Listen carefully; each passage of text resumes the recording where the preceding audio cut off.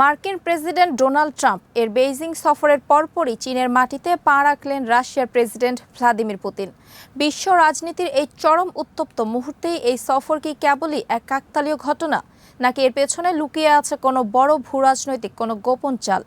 ট্রাম্পের Beijing mission যখন কোনো বড় অগ্রগতি ছাড়াই শেষ হলো, ঠিক তখনই পুতিনের এই সফর প্রমাণ করেছে বর্তমান বিশ্বের ক্ষমতা ভারসাম্য আর ওয়াশিংটনের নিয়ন্ত্রণে নেই।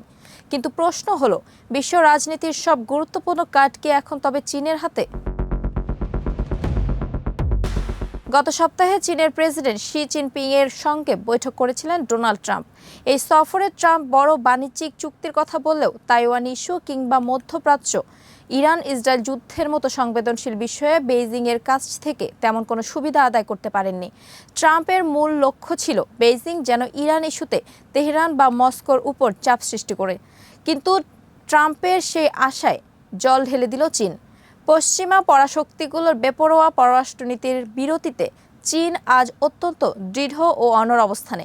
আর ট্রাম্পের এই শূন্য হাতে ফেরার পরই পুতিনের বেইজিং এ আগমন বিশ্বমঞ্চকে এক নতুন ও শক্তিশালী বার্তা দিচ্ছে। পুতিনের এই বেইজিং সফরে আনুষ্ঠানিক উদ্দেশ্য হল চীন ও রাশিয়ার মধ্যকার ২৫ বছরের পুরনো বন্ধুত্ব সহযোগিতা চুক্তির স্মরণোৎসব। তবে রাজনৈতিক বিশ্লেষকেরা বলছেন এর ভেতরের গুরুত্ব অনেক গভীর। ইউক্রেন যুদ্ধের পর পশ্চিমার নিষেধাজ্ঞাকে বুড়ো আঙুল দেখিয়ে রাশিয়ার অর্থনীতিকে সচল করে রেখেছে চীন। পুতিন বেইজিংয়ে এসেছেন এই পূর্ণ আত্মবিশ্বাস নিয়ে যে রাশিয়াকে পাশ কাটানোর বা পশ্চিমাদের ব্ল্যাকমেইলের কাছে মাথা নত করার কোনো পরিকল্পনা চীনের নেই। এই দুই দেশের অংশীদারত্ব আজ ওয়াশিংটনের একক আধিপত্যের বিরুদ্ধে সবচেয়ে বড় দেওয়াল। আন্তর্জাতিক বিশ্লেষকদের মতে বেইজিং এর কাছে পরপরই এই সফরগুলো হলো তাদের ক্রমবর্ধমান কূটনৈতিক ক্ষমতার এক বিশাল প্রদর্শনী। একদিকে বিশ্বের সবচেয়ে বড় অর্থনৈতিক ও সামরিক শক্তি আমেরিকা, অন্যদিকে পারমাণবিক পরাশক্তি রাশিয়া। উভয় দেশই এখন বেইজিং এর মুখোমুখি বসছে নিজেদের স্বার্থে। চ্যাথাহাম হাউসের গবেষকদের মতে ট্রাম্প যেভাবে কিছু পাওয়ার আশায় বেইজিংয়ে গিয়েছিলেন, পুতিনও ঠিক একই কারণে গেছেন।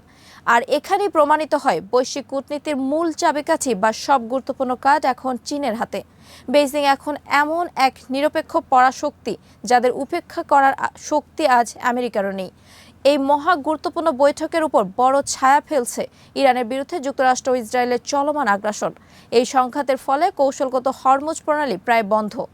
বৈশ্বিক জ্বালানি বাজারে যে বিশৃঙ্খলা তৈরি হয়েছে তাতে মধ্যপ্রাচ্যের তেল সরবরাহ ব্যাহত হওয়ায় রাশিয়া স্বল্পমেয়াদে লাভবান হচ্ছে। কিন্তু দীর্ঘমেয়াদে স্থিতিশীলতা দুই দেশের জন্যই জরুরি। মস্কো ও বেইজিং উভয় পক্ষে গোপনে তেহরানের সঙ্গে গোয়েন্দা তথ্য এবং উচ্চ প্রযুক্তি বিনিময় করছে। ট্রাম্প বেইজিং এর কাছ থেকে ইরানকে একঘরে করার যে প্রতিশ্রুতি চেয়েছিলেন, চীন তা সরাসরি প্রত্যাখ্যান করেছে। বেইজিং যে তেহরান কিংবা মস্কো কাউকে ছেড়ে যাচ্ছে না। ট্রাম্পের প্রস্থানের পর পুতিনের এই রাজকীয় বরণই তার সবচেয়ে বড় প্রমাণ। চীন ও রাশিয়া স্পষ্ট জানিয়ে দিয়েছে তারা ওয়াশিংটনের চাপিয়ে দেওয়া এক মেরু বিশ্ব আর মেনে নেবে না।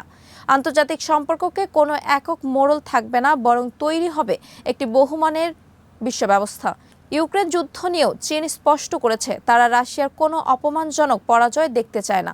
পুতিনের এই সফর থেকে হয়তো কোনো তাৎক্ষণিক বড় ঘোষণা আসবে না, কিন্তু ডোনাল্ড ট্রাম্পকে বিদায় দিয়ে পরদিনই পুতিনকে স্বাগত জানিয়ে বেইজিং বিশ্বকে বুঝিয়ে দিল নতুন বিশ্ব ব্যবস্থার কেন্দ্রবিন্দু এখন বেইজিং।